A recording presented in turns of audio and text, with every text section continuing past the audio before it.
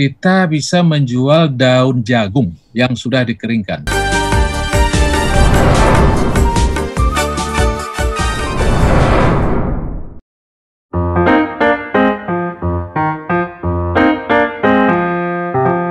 Selamat siang.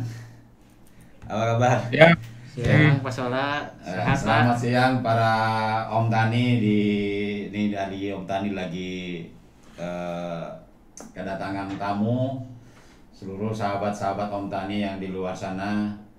Mudah-mudahan kali ini bisa mendapat pencerahan, terutama para petani jagung di seluruh Indonesia. Kali ini kami mengundang satu narasumber yang secara nasional sangat dikenal. Saya ingat sekali bahwa beliau ini dulu ketika diawali Agropolitan Jagung di Gorontalo, beliau sangat berperan aktif. Dan saat ini, akhir-akhir ini beliau sedang aktif sekali di petanaman jagung dan sebagai Sekjen Dewan Jagung Nasional. Luar biasa. Apa kabar Pak Sola? baik Pak Ali Sarif, sudah lama kita nggak ketemu ya. Iya. Iya. Pokoknya kalau ingat jagung pasti ingat Bapak lah. Sudah ikonnya ya Pak Om ya. Iya, jadi ada beberapa permintaan dari sahabat-sahabat Om Tani Pak di lapangan bahwa jagung ini kan sekarang ini kan lagi bagus-bagusnya ya Pak ya. Oh iya, iya. Ya, lagi bagus-bagusnya dan pertanaman juga ada di mana-mana. Kami ingin Pak memberi sedikit pencerahan kepada para sahabat-sahabat Om Tani yang ada di lapangan, seperti apa sih Pak pergerakan jagung kita di Indonesia ini dan masa depannya untuk petani-petani jagung, peluang-peluang untuk penambahan areal dan segala macamnya. Itu mungkin Bapak sebagai Sekjen Dewan Jagung Nasional bisa memberi pencerahan. Silakan Pak.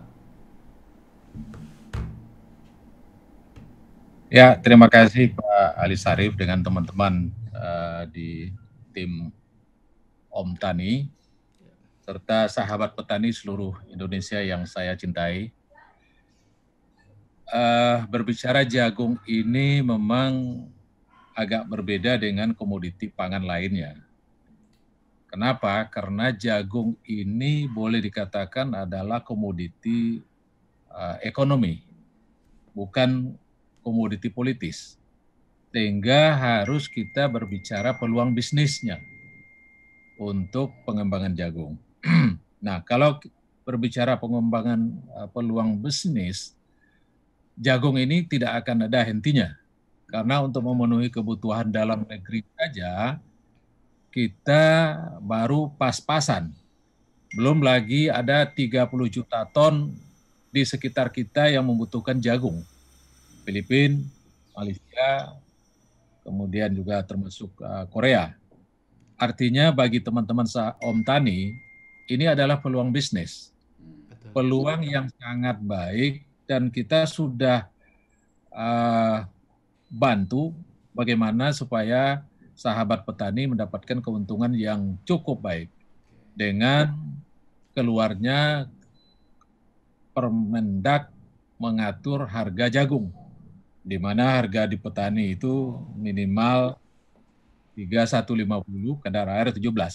Artinya tidak lagi ada kekhawatiran di dalam berbisnis jagung. Ini agak berbeda daripada saat kita dulu Om Tani mulai mencanangkan di Gorontalo.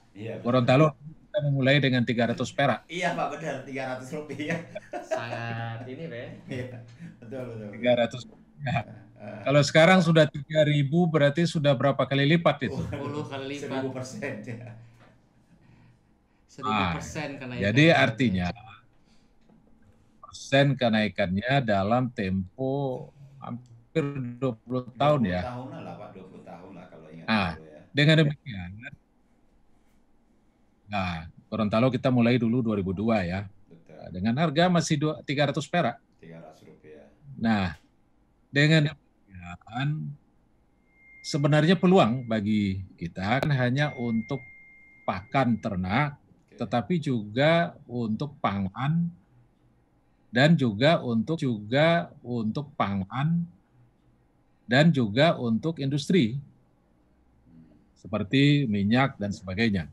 Nah, ini yang harus kita sikapi dengan kekuatan bagaimana kita menghasilkan jagung dalam negeri kan dengan harga yang cukup bagus. Kemudian ada regulasi yang kita sudah ajukan mulai 2012.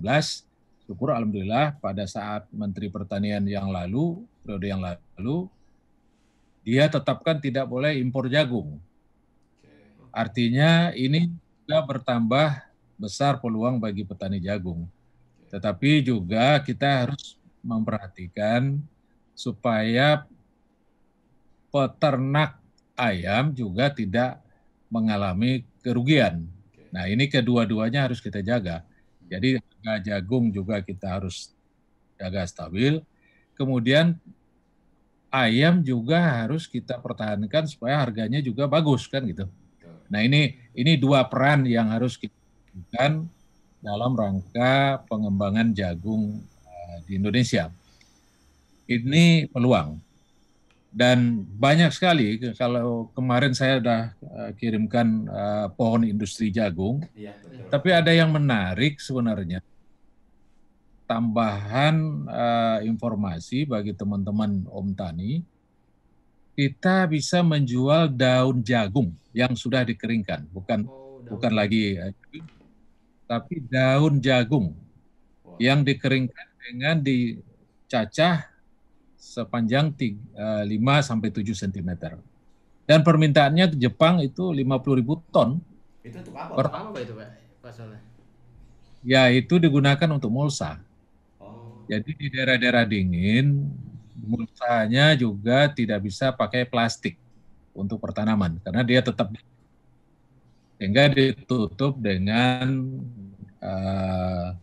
jagung. Daun-daun itu ya. Dan sekaligus dia bisa jagung dan sekaligus dia bisa untuk menjadi pupuk organik.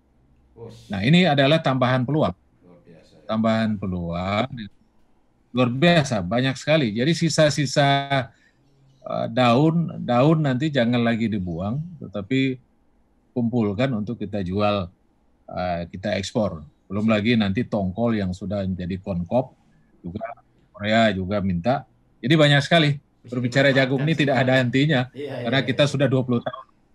Dan saya sangat Jagung ini, Pak Ali Sarip. senang sekali Pak Sola ini betul-betul nggak ada henti-hentinya ya. Entah dia ada di mana, tetap ada bicara jagung. Mau ganti menteri berapa kali pun juga.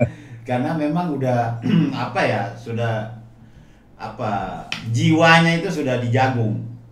Pak, ada satu pertanyaan saya Pak nih Pak. Gimana Pak? Ini kan kalau 20 tahun yang lalu kan dominasi jagung itu kan ada di Jawa. Pulau Jawa. Pulau Jawa ya Pak ya. Sekarang ini udah mulai bergeser ke luar Jawa. Misalnya katakanlah misalnya Sulawesi, Gorontalo, kemudian Lampung. Bahkan Sumatera Barat, Sumatera Utara pun yang dulu kita kenal hanya daerah dataran tingginya, hortikulturanya, sekarang udah mulai berkembang juga jagung Pak. Sementara pabrik-pabrik atau industri justru ada di Jawa. Gimana Pak ini Dewa Jagung memikirkan ke depan supaya di luar Jawa juga mulai dipikirkan industri-industrinya? Kan itu biayanya kan terlalu tinggi Pak untuk ngirim. Kosnya sehingga sampai di tingkat petani bisa menjadi rendah. Gimana Pak?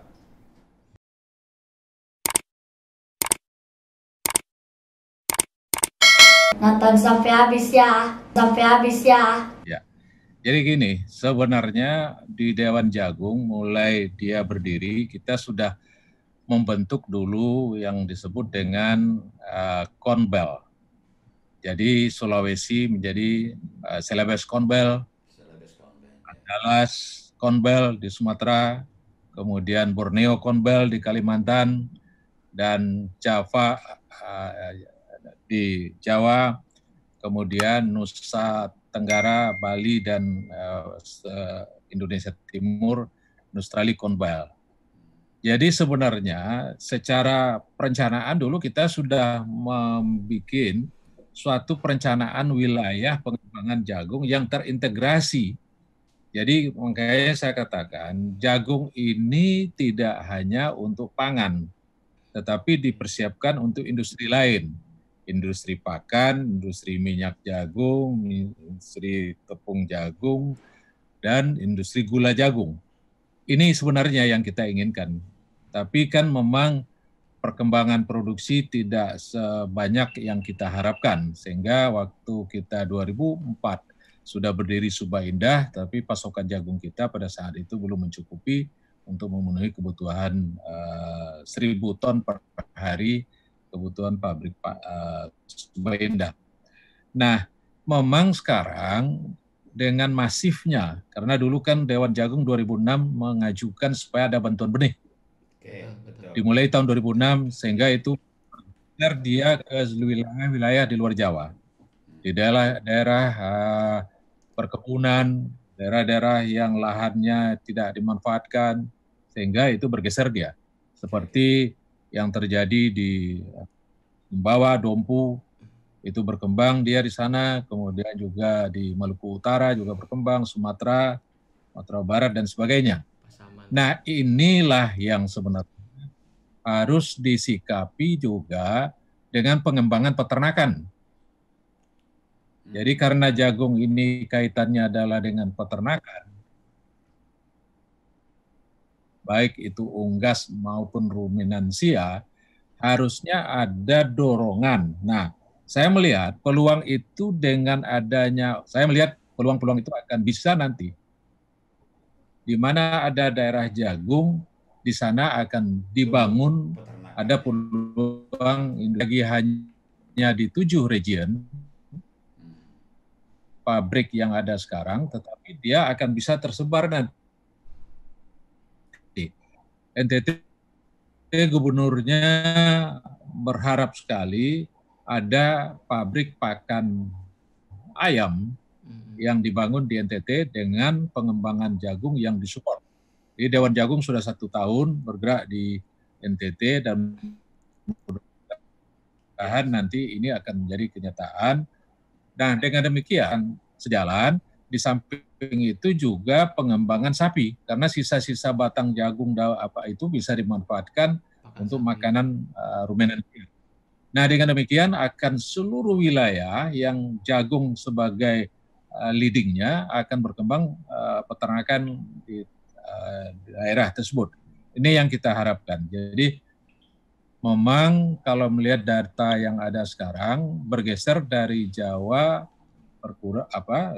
total produksi kita sudah bergeser ke luar Jawa. Nah, ini harus digerakkan. Tapi saya yakin dengan kebijakan investasi sekarang yang dipermudah, itu akan bisa dilaksanakan. Tentu saja nanti bagaimana kita membina lebih masif. Karena jagung ini harus kita lihat seperti yang ada di Gorontalo, Dompu, Gerobokan dan sebagainya, yang mana lahannya itu hamparan luas, bukan lagi dengan hamparan yang kecil-kecil. Nah, inilah sinergi nanti yang harus dilakukan oleh pihak-pihak pelaku, stakeholders, mulai dari bibitnya, pupuknya, pestisidanya, alat dan mesin pertaniannya, transportasinya, dan sebagainya. Nah, ini pengembangan keluar Jawa yang besar-besaran begini juga kita harus antisipasi. Apalagi tahun lalu kita sudah dapat kiriman FAW dari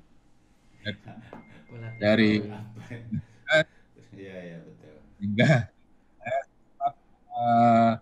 menyampaikan kekhawatiran FAW ini akan menghalangi daripada pertanaman jagung, karena kita waktu itu belum memiliki rekomendasi pestisida yang pas, dan syukur alhamdulillah saat sekarang sudah ada. Jadi ini sudah. Nah, inilah antisipasi, artinya pertahanan kita pengembangan jagung di luar Jawa ini. Itu Om Tani. Saya lihat memang di Jawa ya, saya tapak poinnya bahwa kenapa di luar Jawa sangat berkembang, karena pada waktu itu memang Dewan Jagung Nasional mendorong agar bantuan benih itu lebih banyak porsi dikirim ke luar Jawa. Artinya perjuangan-perjuangan itu dampak dirasakan saat ini. Belum lagi saya lihat ya 1 tahun terakhir ini NTT ini sangat antusias ya Pak ya, sangat antusias saya Ya, lihat. Saya kalau melihat gerakan NTT saat ini tuh saya mengingat di zaman waktu itu di Gorontalo. ya, Ada aja yang dilakukan, panen, tanam, siswa dilibatkan, kemudian para guru dilibatkan, pegawai negeri dilibatkan. ya. Saya rasa tinggal menunggu waktu NTT ini akan menjadi Berkembang kembali. suatu provinsi jagung Nasional. ya nasional kalau saya lihat seperti itu. Betul. Ya tentu karena mungkin dorongan dari pusat dan banyak banyak stakeholder yang Mendukung. mendukung ke sana. Mungkin asisten ada yang ingin ditanyakan hal lain kepada Pak Sola nih. Oke, Pak Sola, saya mau bertanya ini, Pak. Ini bisa dijelaskan, Pak, pola distribusi yang efektif agar petani bisa menikmati keuntungan dari hasil jagungnya sendiri. Halo, Pak Sola? Ya, terima kasih Pak Iwan. Memang dalam rangka menjaga stabilitas harga, jaringan distribusi ini yang harus kita amankan. Nah, oleh sebab itu, kalau secara umum sekarang itu dari petani kan ke pengepul, tapi pengepul ini juga di dalam matrik yang saya barangkali bisa kalau bisa ditayangkan. Iya, nanti saya akan Uh, tampilkan slide-nya, Pak. Di dalam pengepul itu sendiri itu terdiri dari beberapa mata rantai. Ada pengepul tingkat desa, tingkat kecamatan, dia tidak bisa langsung membawa kepada pabrik. Jadi pengepul di tingkat provinsi, di tingkat kabupaten. Nah, inilah yang sebenarnya mata rantai yang terjadi di dalam perdagangan jagung. Nah, oleh sebab itu, kalau seandainya jarak antara produsen dengan pabrik, karena patokannya adalah harga di pabrik gitu. Betul. Harga di pabrik itu kan sekitar 4 ribuan sampai 4.500. Untuk saat Terus ini. Ya. 4.500 itu misalnya dibawa dari Papua ke Jawa atau ke Sulawesi Selatan yang dekat, itu ongkos angkutnya berapa? Nah, di samping itu, kalau volumenya juga tidak banyak, sulit untuk membawanya. Karena apa? Karena transportasi kapal yang untuk membawa. Nah, oleh sebab itu, saya senang sekali. Sebenarnya ini yang kita lakukan dulu dengan agropulitan jagung. Ya. Tetapi Ibu dinamakan, kalau saya melihat, korporasi pertanian sekarang itu sama dengan agropolitan dulu sebenarnya konsepnya. Satu wilayah dikeroyok ramai-ramai, di situ ada pengusaha hulu sampai hilir, ada pendampingan, ada kebijakan regulasi yang dibikinkan di situ. Sehingga dengan demikian, dari daerah korporasi ini atau agropolitan ini, itu mata rantainya tidak lagi panjang gitu. Jadi dia bisa langsung dikumpulkan masuk pada pengeringan di silo dan sebagainya, dan ini bisa langsung dikirim ke kapal dan ke pabrik. Nah, mata rantai dari ini pengepul tingkat 1, tingkat 2 sampai ke pedagang besar, pedagang perantara dan sebagainya. Inilah yang harus diperpendek supaya harga di tingkat petani tidak tergerus gitu. Karena setiap mata rantai itu akan mengambil keuntungan. Setiap mata rantai itu akan mengambil biaya untuk bongkar muat, turun naik ke truk, itu juga akan membiayai apa. Nah, harapan kita ke depan dengan Bapepti sebenarnya ada instrumen SRG yang dilakukan oleh sistem resi gudang. Ini adalah memperpendek mata rantai. Jadi nanti dari gudang-gudang resi yang ada di tingkat daerah, karena resi gudang banyak yang bisa, ini bisa langsung dijual kepada pabrik. Nah, ada instrumen swasta yang bisa masuk di sana yang disebut dengan e-auction, marketplace. Kalau ini bisa, jadi kita bisa memperdagangkan jagung yang belum ditanam, kita sudah bisa jual dulu. Sehingga dengan demikian harga itu sebelum ditanam petani sudah dapat. Dan itu dijamin di dalam sistem bahwa harga yang dijual itu ada instrumennya, si penjual dan si pembeli harus menaruh jaminan di sana, sehingga pemerintah berperan dalam hal ini Bapepti, Kementerian Perdagangan. Nah, ini instrumen yang belum jalan di dalam bisnis komoditi ini. Nah, mudah-mudahan dengan ini bisa jalan, karena investasi yang masuk nanti dia membangun silo yang besar kapasitasnya. Saya kemarin salah satu BUMN kita, kebetulan saya ketemu kemarin rapat, akan membangun silo di beberapa tempat, dan saya sampaikan ini adalah peluang mengembangkan jagung kemudian menggunakan dengan sistem e-market, sehingga dengan demikian petani akan untung, margin daripada mata rantai ini yang diperkecil. Jadi jangan terlalu besar. Jadi kita misalnya pengepul kecil, besar, jangan dimatikan, tetapi dia menjadi mitra nanti. Sehingga semuanya hidup. Dengan demikian pengembangan jagung akan bisa masif dia ke seluruh wilayah. Itu kira-kira Pak. Pak, saya tahu kan Bapak memang banyak ketemu petani ya. Udah keliling lah. Jadi apa yang disampaikan memang fakta yang ada di lapangan. Jadi ada satu yang ingin saya tanyakan, pengalamannya Bapak sebagai Sekjen Dewan Jagung mengenai harga Pak di tingkat petani. Layaknya itu sebetulnya itu harga minimum itu sudah dianggap bisa untung petani. Ya terlepas dari seluruh biaya yang mereka, dan begitu pula produksi rata-ratanya, supaya kita ada bayangan bahwa sebetulnya kalau dengan harga segini ya petani udah oke lah. Ya kan, kalau istilahnya harga turun itu kan sebetulnya harga murah itu kadang-kadang kan diukur oleh karena pernah mahal. Ya, jadi harga pernah naik sekali terus turun dikit itu dianggap harga murah, padahal sebetulnya belum melewati pada limit atau standar yang seharusnya. Kira-kira berapa Pak yang idealnya gitu? Idealnya supaya petani ada keuntungan gitu.